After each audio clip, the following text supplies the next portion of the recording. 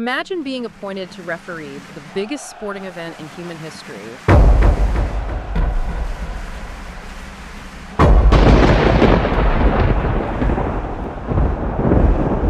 Only to have, like, your entire career-defining moment stopped dead by a customs agent. Right, just completely halted. Exactly. And that is exactly what happened to FIFA-appointed Somali referee Omar Artan just days ago. So, welcome to Juneteenth, 2026. The globe is definitely buzzing right now. Oh, absolutely. The 2026 World Cup is basically breathing down our necks. And for you listening right now, we are looking way past the penalty kick stats today. Yeah. We're doing a deep dive to unpack the colossal, truly unprecedented machinery of this mega event. Yeah, we're tearing into the sheer logistics of it all. Right, the cultural spectacle and the kind of harsh geopolitical realities shaping this tournament before a single whistle is even blown. Okay, let's unpack this. Well, the Omar Artan situation you mentioned, it really perfectly encapsulates the tension at the heart of this entire event. Because when a sports tournament expands to this magnitude, it ceases to be just a game. It becomes something else entirely. Exactly. It transforms into this impossibly complex collision of international law, sovereign borders, and just raw logistical capacity. Because you're not just managing athletes anymore. No, not at all. You are attempting to force a temporary sort of borderless utopia inside the highly rigid security apparatus of the world's most powerful nations. Which is easier said than done. Much easier said than done. I mean, we all know the headline by now. This is the historic joint World Cup, co-hosted by the United States, Canada, and Mexico. The big North American alliance. Right, the alliance.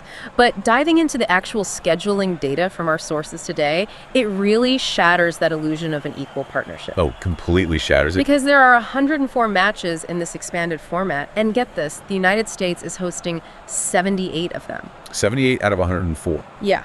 And those games are spread across 11 different American cities, culminating with the grand finale in the New York, New Jersey area.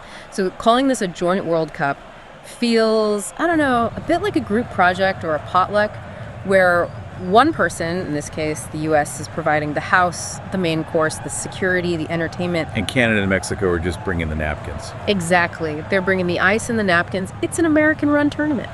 It really is. And what's fascinating here is that this operational reality, which so heavily favors the U.S., it fundamentally alters the DNA of the tournament. How so? Like in terms of the infrastructure? Right. The infrastructure required to host 78 matches of this scale dictates that the United States federal government, its airspace, its domestic security agencies, they are the ones driving the operational tempo. Which is a massive machine. Huge. And when you look at the geographic spread, spanning from Seattle to Miami, Los Angeles to Boston, the travel demands placed on these teams are unprecedented in the history of the sport. Let's actually map that out for a second, because I feel like the average fan listening doesn't see the nightmare behind a simple venue change on the TV screen. They just see the team show up on the grass. Right. A national team doesn't just, hop on a commercial flight with a few duffel bags. Oh, far from it. A modern national squad operates much more like a small military deployment. You're moving roughly 50 to 60 people. Like players, coaches, that sort of thing. Yeah, players, tactical staff, medical teams, nutritionists. And that's alongside literally tons of specialized cargo. Tons. Wait, really? What kind of cargo? We are talking hyperbaric chambers, proprietary medical equipment, custom nutritional supplies, specialized training gear. Oh, wow. I didn't even think about the hyperbaric chamber. Yeah, and moving that entire apparatus from, say, a sea-level, highly humid environment like Miami all the way across the continent to a totally different climate in Seattle. That's practically a cross-country move every few days. Exactly. It requires chartering specialized cargo flights, coordinating federal security escorts, securing police motorcades in multiple different municipalities, and doing all of that within like a 3-day turnaround window. Which introduces a massive physiological variable into the tournament, right? Because the teams aren't just battling their opponents anymore. No, they're battling jet lag. Jet lag, drastic climate shifts, and just the simple wear and tear of crossing 4 time zones multiple times a week. It's a silent opponent. Historically, World Cups are hosted in single countries with relatively manageable transit times. Like Qatar or Russia, where everything was somewhat contained. Right, or Germany. It allows teams to establish a rhythm. But the sheer vastness of the U.S. footprint forces teams to adopt highly aggressive recovery protocols just to survive the group stages. Just to survive. Yeah, the home field advantage in this tournament isn't really about crowd noise. It's about which team draws a schedule that minimizes time spent in the air. That makes so much sense. But there's a fascinating contradiction here, I think. Was it? Well, operationally and geographically, we just established this is an American-dominated machine, right? Undeniably, yes. Yet, if you are the organizers, you still have this obligation to project a unified North American identity to the billions of people watching. You have to keep up the joint World Cup branding. Right. You have to bridge these massive geographic divides. And according to our sources, they are attempting to build that bridge through the opening ceremony. The music, yes. Yeah, the music.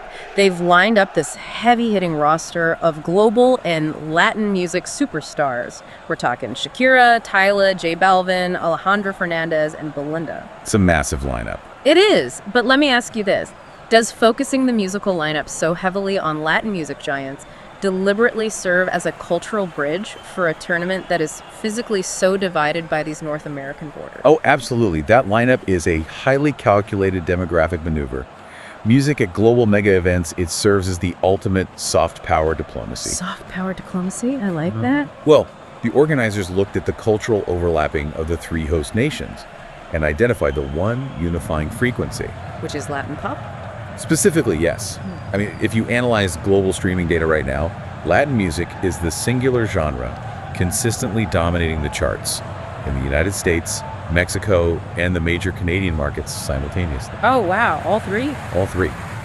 The U.S. has a massive economically and culturally powerful Latin American population. Mexico is obviously the cultural engine of the Spanish-speaking world. Right. So by anchoring the opening ceremony with artists like Shakira and Alejandro Fernández, the organizers are essentially bypassing those physical borders entirely. That's brilliant. They are essentially using the Spotify algorithm as a diplomatic tool. That is a very modern way to look at it, but it's completely accurate. They're deploying a sound that possesses deep shared roots across the entire hemisphere. It kind of sends a subconscious message to the global audience. Yes, exactly. So regardless of the fact that these stadiums are separated by thousands of miles and distinct national identities, there is this cohesive cultural heartbeat driving the event. It's a deliberate attempt to manufacture the joint identity that the logistical schedule kind of fails to provide. Spot on. It creates unity where the map shows division. But, you know, there's a massive gap between a stadium singing the same song together and a customs agent stamping a passport. A very, very wide gap. Yeah, and this brings us back to the stark reality we touched on at the very beginning of the deep dive. The cultural celebration stops at the border checkpoint. It hits a brick wall. Right. The sources highlight two incredibly disruptive examples of geopolitical friction really derailing the tournament's mechanics. And just as a quick note for you listening, we're just reporting the facts of these logistics here, not taking any political sides on border policies or conflicts. We're just looking at the operational impact. Exactly. So first, let's look at the teams themselves. The Iranian national team has been trapped in severe uncertainty regarding their U.S. visas, which stems directly from the ongoing political conflict between Washington and Tehran. Right. And if we connect this to the bigger picture, that visa crisis forced the Iranian Federation to seriously explore relocating their entire training base camp down to Mexico. Which just completely upends their tournament preparation, doesn't it? Completely. If you've spent millions of dollars analyzing the climate, securing specific facilities, and planning your travel logistics based on a U.S. camp. And then having to pivot to Mexico at the 11th hour. Exactly, where, by the way, they would also have to adhere to special regional rules just to participate. It's catastrophic for a team's focus. It creates a severe competitive disadvantage right out of the gate. It does. Let's examine the legal mechanism causing this, because FIFA operates under this idealized premise that its tournaments exist in a politically neutral bubble. Right, like a separate sovereign state of soccer. Exactly. Traditionally, when FIFA awards a World Cup, they demand the host nation relax certain customs protocols, essentially allowing FIFA credentials to act as de facto entry visas. So the badge gets you in, but the United States government does not outsource its border security to a sports federation in Zurich, right? Never.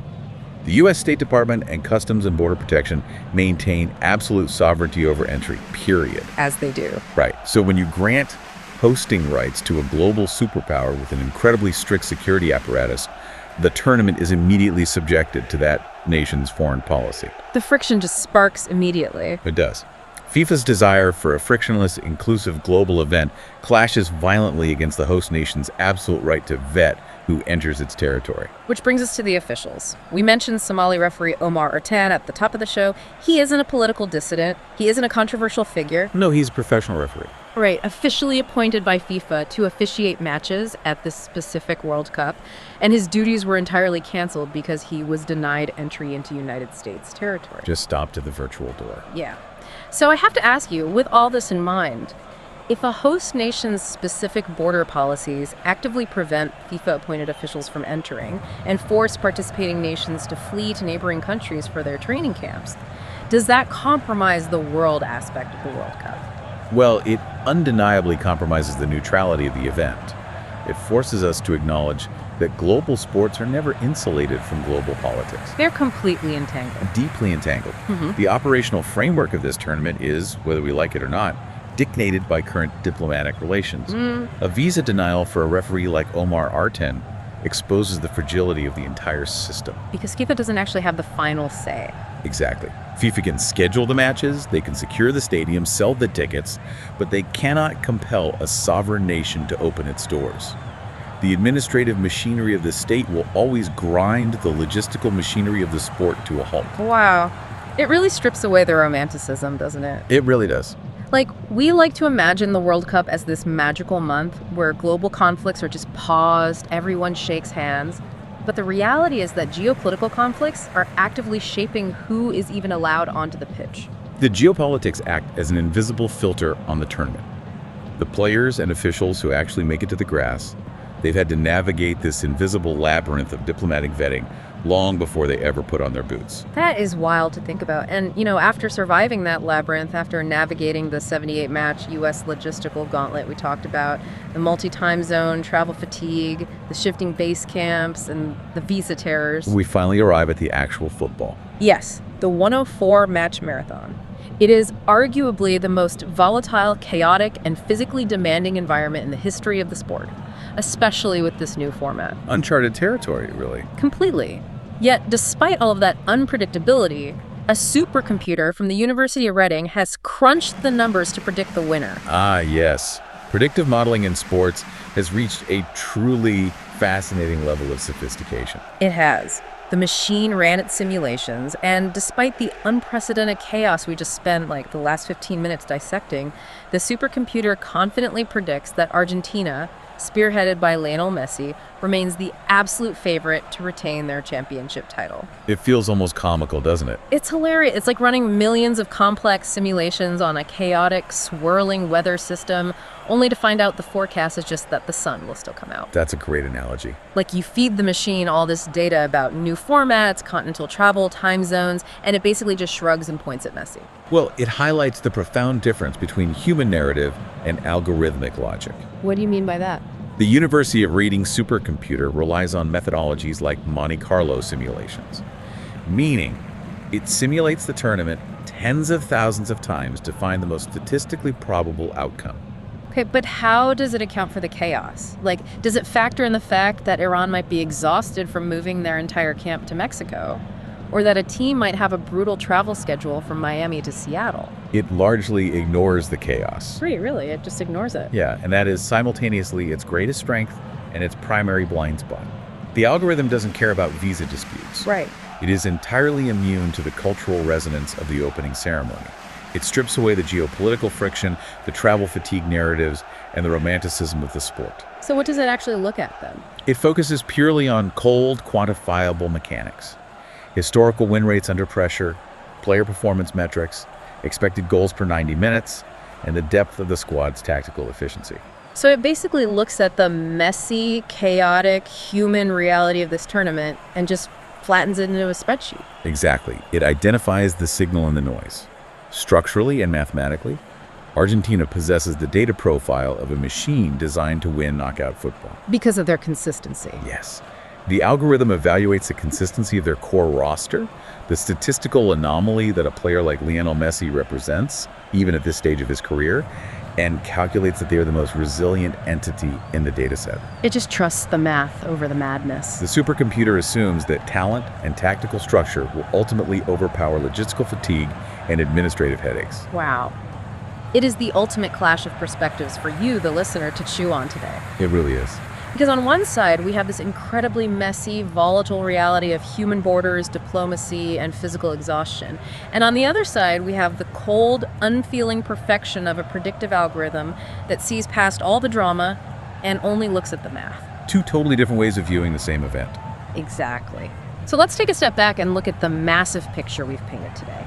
We started with the sheer logistical dominance of the United States, hosting 78 of the 104 matches, and forcing this unprecedented continental travel schedule that will test the physical limits of every athlete involved. An absolute marathon. Then we explored how the organizers are weaponizing, in a good way, the demographic power of Latin pop stars like Shakira and Balvin to culturally bridge the massive physical borders of North America. The soft power diplomacy. Right. Then we confronted the uncompromising reality of international geopolitics, seeing how U.S. border policies forced the Iranian team into a logistical crisis and literally blocked a FIFA-appointed Somali referee from doing his job. A stark reminder of the real world. And finally, we saw how a supercomputer, completely blind to all of that human friction, looks at the pure data and predicts an Argentina repeat anyway. Just trust the algorithm. So the next time you sit down to watch a match in this tournament, whether the stadium on your screen is in Toronto, Mexico City, or New Jersey, remember what is actually happening behind the cameras. It's so much more than 90 minutes. It is. You aren't just watching a game. You are witnessing the precarious end result of a fragile, sprawling global machine constantly fighting to balance the ideal of a united world against the rigid realities of sovereign borders. It is a remarkable high-stakes balancing act. Truly. And, it leaves us with a critical question to consider as this massive event unfolds. With supercomputers utilizing cold data to accurately predict the victors, and strict geopolitical border policies determining who is even allowed to enter the country to participate or officiate, will the future of global mega events be dictated more by the cold logic of algorithms and passport control than by the unpredictable human magic that happens on the grass? That is a fascinating thought to leave on. Thank you so much for taking this deep dive with us today. We'll see you next time.